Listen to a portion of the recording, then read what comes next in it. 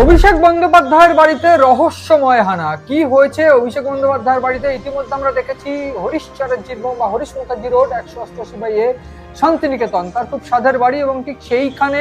যেটা ইতিমধ্যে আমরা দেখেছি লিপস অ্যান্ড বাউন্সের দেওয়া বাড়ি বলে উল্লেখ, যেখানে ইতিমধ্যে কলকাতা পুরসভার তরফ থেকে বাড়ির অবৈধ নির্মাণ ভাঙার নির্দেশ দেওয়া হয়েছে। সেই বাড়িতে আচমকা পুলিশি হানা। ইতিমধ্যে আমরা দেখলাম যে কয়েকজন পুলিশ অফিসার আধিকারিকরা তারা এসেছিলেন, তারা সাদাউদ্দি পরিহিত কয়েকজন অফিসারও ছিলেন, এবং সেক্ষেত্রে কলকাতা পুলিশ যারা আধিকারিক তারা বাড়ির ভিতরে ঢুকলেন কয়েকজন আধিকারিক, এবং উপরের দিকে দেখিয়ে কিন্তু সিসিটিভি ফুটেজের বিষয় নিয়ে আলোচনা করছিলেন বলে সম্ভবত মনে করা হচ্ছে। এক্ষেত্রে তার ঠিক কিছুক্ষণের মধ্যেই কিন্তু একটা মনিটর এবং তার পাশাপাশি একজন আধিকারিকের হাতে একটি ব্যাগ ছিল, তারা বেরিয়ে আসেন, এবং এক্ষেত্রে দাঁড়িয়ে মনে করা হচ্ছে যে অভিষেক বন্দ্যোপাধ্যায় যেহেতু জেড প্লাস নিরাপত্তা পেতেন, তার নিরাপত্তার খাতিরে কিন্তু তার বাড়িতে কিন্তু সিসিটিভি ফুটেজের মনিটরিং এর জন্য কিন্তু একটা স্ক্রিন বসানো ছিল বা মনিটর বসানো ছিল। সেই মনিটর বা সেই সরঞ্জামই কিন্তু রীতিমধ্যে পুলিশ উদ্ধার করেছে বা পুলিশ নিয়ে এসেছে, এমনটাই মনে করা হচ্ছে। ইতিমধ্যে বলে রাখতে হবে যে এই সিসিটিভি ফুটেজ বা যে সমস্ত সরঞ্জাম জেড প্লাস সিকিউরিটির জন্য থাকতো, সেই সমস্ত সরঞ্জাম যে নিয়ে যাচ্ছে পুলিশ, এক্ষেত্রে আমরা দেখেছিলাম সম্প্রতি অভিষেক বন্দ্যোপাধ্যায়ের যে নিরাপত্তা, জেড প্লাস নিরাপত্তা, সেটা প্রত্যাহার করা হয়, এবং রাজ্যের তরফ থেকে সেই নির্দেশ যাওয়ার পরেই কিন্তু তার যে একেবারে বহর, একেবারে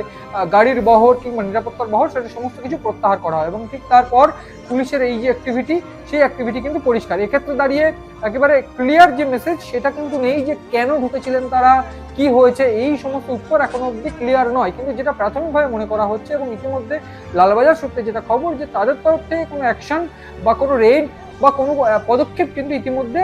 অভিষেক বন্দ্যোপাধ্যায় বা তৃণমূলের সেকেন্ড ইন কমান্ডের বাড়িতে করা হয়নি। এক্ষেত্রে দাঁড়িয়ে যেটা প্রাথমিকভাবে দৃশ্যমান বা বলা ভালো যে সার্কামস্টান্সিয়াল যে চিত্র, সেই চিত্রটা দেখে যেটা মনে হচ্ছে পুলিশের, যেটা সাধারণ মানুষের বা বলা ভালো বিশেষজ্ঞদের যে যেটা জেড প্লাস সিকিউরিটি ছিল, সেই সিকিউরিটির সরঞ্জামই কিন্তু আনতে গিয়েছিলেন পুলিশ। এক্ষেত্রে দাঁড়িয়ে এই যে বিতর্কিত বাড়ি, যেখানে Santiniketan 188A by Harish Mukherjee road, এবং সেই বাড়িতেই কিন্তু অবৈধ নির্মাণ হয়েছে, এবং তার পাশাপাশি আরও বেশ কয়েকটি বাড়িতে তার অবৈধ নির্মাণ হয়েছে বলে পুলিশের তরফ থেকে নির্দেশ দেওয়া হয়েছে এবং নোটিশ ধরানো হয়েছে। সেই বাড়িরই সেই নোটিশের পরিপ্রেক্ষিতে সেই বাড়ির যে অবৈধ নির্মাণ সংক্রান্ত যে বিষয়, সেই বিষয়ে বা সেই বিষয় নিয়ে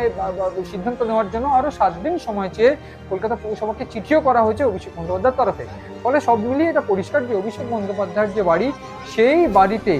কার্যত পুলিশ গিয়েছে, এবং পুলিশের তরফ থেকে ইতিমধ্যে কি অ্যাকশন নেওয়া হয়েছে বা এই রহস্যময় অভিযান কেন পুলিশের, সেটা একেবারে কার্যত পুলিশের তরফ থেকে কোনো স্টেটমেন্ট দিয়ে ক্লিয়ার করা হয়নি। কিন্তু যেটা মনে করা হচ্ছে এইটাই যে জেড প্লাস সিকিউরিটি প্রত্যাহার করা হয়েছে তার, সেই সিকিউরিটির জন্য যে সমস্ত সরঞ্জাম তার বাড়িতে রাখতে হতো সেইগুলোই কিন্তু নিয়ে আসা হয়েছে। ফলে সব মিলিয়ে এখন দেখার যে আদৌ কোনো অ্যাকশন বা কোনো অন্য কোনো এভিডেন্স, অন্য কোনো ঘটনার এভিডেন্স তার বাড়ি থেকে নিয়ে আসা হয়েছে, নাকি জেড প্লাস সিকিউরিটির এভিডেন্স বা জেড প্লাস সিকিউরিটির সরঞ্জাম নিয়ে আসা হয়েছে, সেটাই এখন দেখার।